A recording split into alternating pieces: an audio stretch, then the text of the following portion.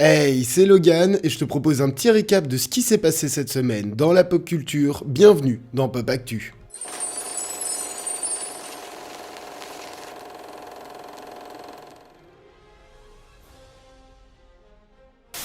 L'annonce du retrait d'Henry Cavill du DCU aura fait couler beaucoup d'encre. Pour un grand nombre d'internautes, James Gunn vient d'anéantir l'univers cinématographique de DC et le hashtag #FireJamesGunn prend de l'ampleur. Sur Twitter, le réalisateur à la tête de DC a pris la parole en disant « L'une des choses dont Peter et moi étions conscients lorsqu'on a pris ce job chez DC, c'était qu'une minorité de personnes sur internet étaient bruyantes et méchantes. Nos choix pour le DCU sont basés sur ce qu'on pense être le meilleur pour l'histoire et ses personnages vieux de presque 85 ans. Peut-être que ces choix sont bons, peut-être pas, mais ils sont faits avec sincérité, intégrité et toujours avec l'histoire en tête. Personne n'aime être harcelé ou insulté, mais pour être honnête, nous avons vécu bien pire. Un tollé irrespectueux n'affectera jamais nos actions. Nous étions conscients qu'il y aurait une période de turbulence lorsque nous avons pris ce poste, et nous savions que nous devrions faire des choix difficiles et pas évidents, en particulier avec la nature fractionnée que nous avions derrière nous. Mais cela signifie peu en comparaison à nos jobs en tant qu'artistes et tuteurs de la création d'un large et merveilleux futur pour DC. Gunn et Safran se sentent donc ouverts aux critiques et prêts à faire un meilleur avenir pour DC, du moins nous l'espérons. Nous en saurons plus dans les mois à venir.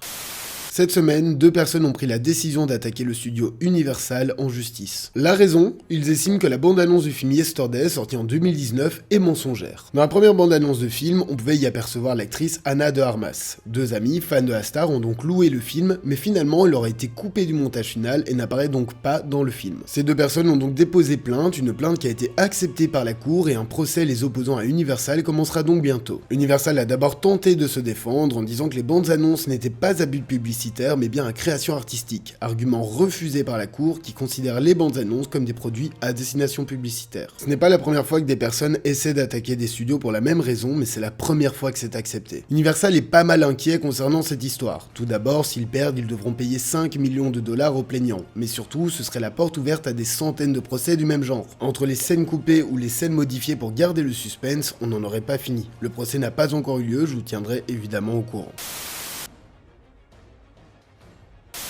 Il est très courant dans l'univers du jeu vidéo de vendre des éditions collector. Pour un prix plus ou moins élevé, vous pourrez avoir en plus du jeu de nombreux goodies plus ou moins sympas. Blizzard s'est récemment attiré les foudres des fans avec sa version collector de Diablo 4. Pour la modique somme de 109,66 €, vous pourrez y retrouver une bougie de la création, une carte de sanctuaire en tissu, un livre d'illustration, un tapis de souris, une broche et 2 lithographies. Un contenu déjà assez pauvre et peu original, mais le plus gros scandale, c'est que vous devrez dépenser au minimum 70 € de plus car le jeu n'est tout simplement pas inclus dans la version collector.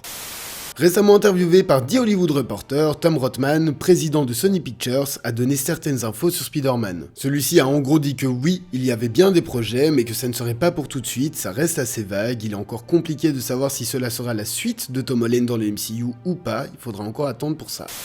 James Cameron aurait apparemment rendu un premier montage d'Avatar 3 à Disney et celui-ci fait tout simplement 9 heures. Bien évidemment, il n'a pas dans l'idée de faire un film de 9 heures, il doit maintenant voir avec ses équipes ce qu'ils enlèvent pour arriver à un résultat très probable de 3 heures. Cependant, Cameron a annoncé qu'il hésitait à repousser les limites du cinéma en faisant un film de 6 heures. Si ça se fait, nous avons déjà de grosses pensées aux petites vessies et aux fumeurs qui iront le voir en salle.